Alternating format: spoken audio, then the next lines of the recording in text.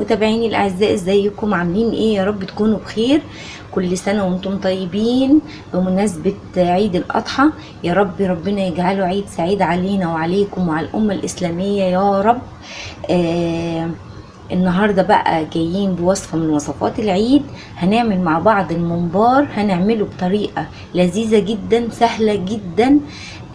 فكرة جديدة خالص. هنعمله من غير طماطم، من غير خضرة، من غير مكونات كتير. كل اللي هنستخدمه بصل وجزرتين وشوية توابل وبس. يلا نسمي بالله ونصلي على الرسول ونشوف وصفتنا النهاردة هنعمل فيها ايه. انا معايا هنا ده طبعا الممبار بتاعنا اهوت. خلاص، معانا رز اللي هنستعمله، معايا 3 بصلات كبار ومعايا 3 جزرات. هعمل ايه؟ اول حاجه هجيب الكبه بتاعتي كده وافرم فيها البصل بتاعي. عايزين تخرطوه على ايديكم مفيش مشكله، عايزين تعملوه في الكبه برضو مفيش مشكله. خلاص، بس الوصفه دي بتبقى محتاجه بصل كتير. خلاص، كاننا بنعمل محشي، والمحشي بيحتاج بصل كتير. هنعمله طريقه حلوه قوي قوي قوي، يعني بجد. اتمنى ان انتوا تجربوا الطريقه دي لانها هتعجبكم جدا. خلاص، وصفه جديده هتبقى خفيفه خالص على المعده وهنغير من طعمه شويه. خلاص، هفرم كده دول. بعد ما فرمنا البصل بتاعنا، بعد كده هجيب بقى حاجه واسعه كده او حله او صينيه واحط فيها حته سمنه حلوه كده وانزل بقى بالبصل بتاعي اللي انا فرمته فيه. خلاص،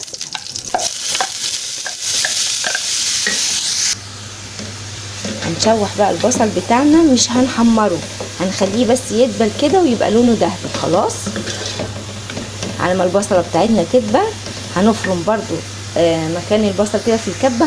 هنفرم الجزرتين بتوعنا.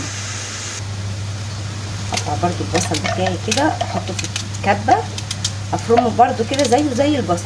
خلاص، اللي عايز يستغنى عن الجزر يستغنى، مفيش اي مشكله خالص. خلاص، بس ايه، بتديله تسكيره حلوه. وانا كمان هضيف قرنين فلفل حامي وقرنين فلفل رومي، برضو ده اختياري. اللي عايزه مشطشط هيضيف فلفل، اللي مش عايزه خلاص هيكتفي بالبصل والجزر بس. خلاص، انا هنا حطيت اهو فلفل رومي وفلفلتين حامي. برضو هنضربه كده مع الجزر اهو.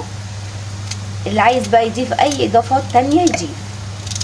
خلاص اهو كده هنفرمهم برضو، نفرمهم ضربتين كده بالكبه.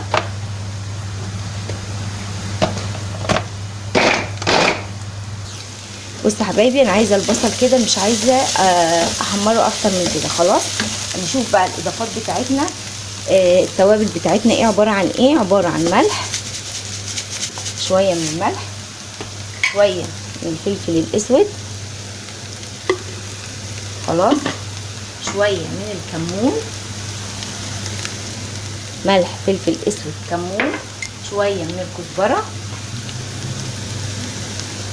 والمكون الاساسي عندنا هنا اللي هو القرفه هتخلي طعمه حكايه. هنحط كده بقى ايه، معلقه كده، معلقه ونص كده من القرفه اهو، يعني نحط حبه حلوين كده من القرفه. خلاص، ونحط كيس التوابل الجاهزه ده اللي هو التوابل المشكله. خلاص كده البهارات عندي كده جاهزه، التوابل اهو حطيتها كلها. اهم ما في الموضوع يا جماعه القرفه هي اللي هتدينا الطعم المميز اللي احنا عايزينه. خلاص بقى عندي كده جاهز اهو. انزل بقى عندي بالرز بتاعي، انزل كده بكيس الرز بتاعي، طبعا المقدار اللي انتوا عايزينه. خلاص، انا عامله كده هنا كيلو رز. خلاص، نشوح بقى، نوطي النار طبعا ونشوح بقى وشموا الريحه. يا سلام على الريحه بجد. الممبار بالطريقه دي كأنكم بالظبط بتاكلوا حمام محشي. على فكرة دي خلطة الحمام. في ناس كتير بتعمل حشوة الحمام بالطريقة دي، فدي الحشوة دي بتاعت الحمام. بعد بقى ما نشوح الرز كده بالبصلة كده ويتشرب، هنزوده بقى شوية زيت، شوية بس زيت كده عشان يبقى مفلفل معانا، عشان ده محشي. خلاص، ونضيف بقى الاضافات بتاعتنا اللي احنا الجزر والفلفل. نقلب بقى كويس.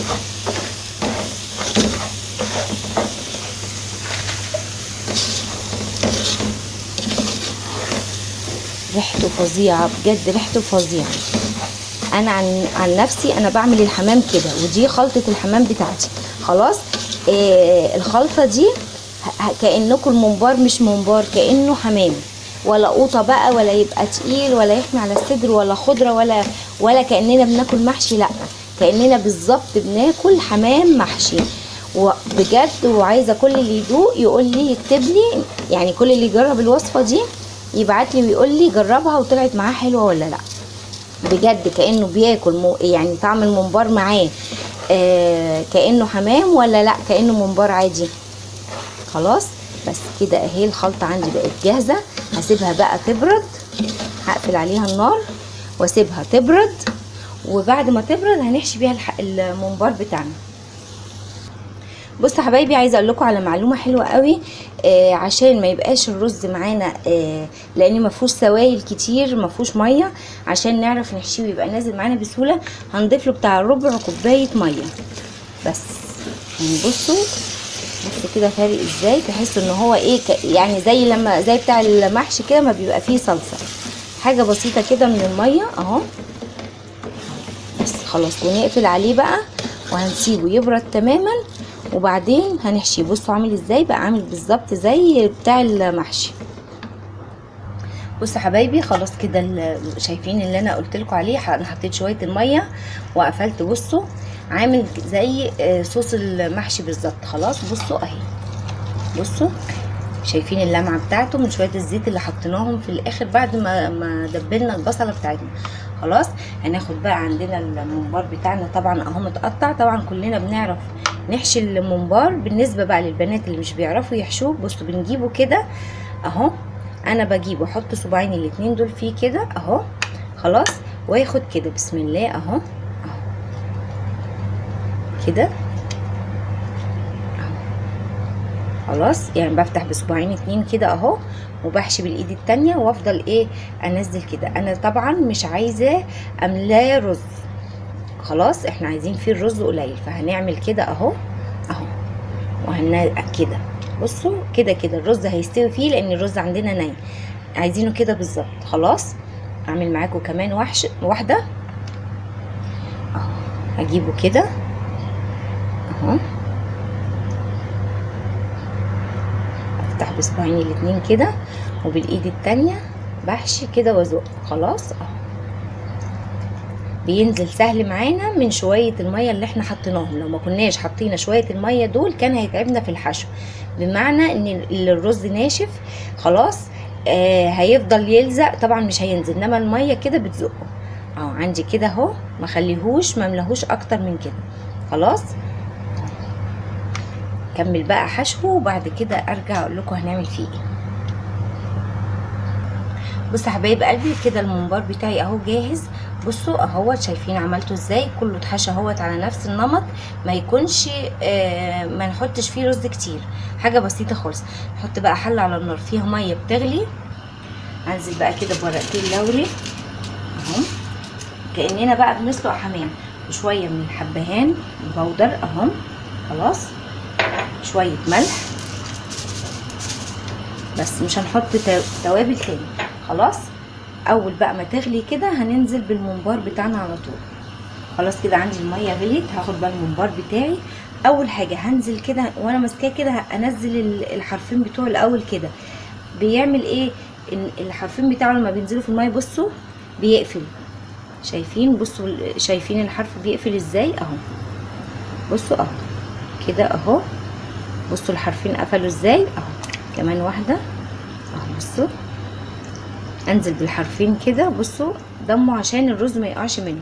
خلاص هنزل بقى بقيه الكميه بنفس الطريقه واسيبه يتسلق. مده سلق القرنبيط ساعه الا ربع، ساعه الا ربع، يفضل كده على النار لحد ما يستوي. خلاص يا حبايبي ده شكل الممبار بتاعنا بعد ما اتسلق اهو. شايفين شكله عامل ازاي اهو؟ بصوا ما لما بقى عشان احنا حاطين الرز قليل، شايفين طالع عامل ازاي. يلا بقى نحمره مع بعض في الزيت ونشوف بعد ايه ما نحمره. نحمره بقى كده، نوطي النار عليه وياخد سواه في التحمير. وكده يا حبايبي شكل الممبار بتاعنا بعد ما اتحمر اهو. شايفين صوابع، يعني ده اللي يتقال عليه صوابع زينب الصراحه. شايفين الممباريه قد ايه، ولا تخينه ولا فارقه معانا ولا اي حاجه. يلا يا حبايب قلبي، انتظروني فيديو جديد بفكره جديده ووصفه جديده. اسيبكم دمتم في رعايه الله وامن. السلام عليكم ورحمه الله وبركاته.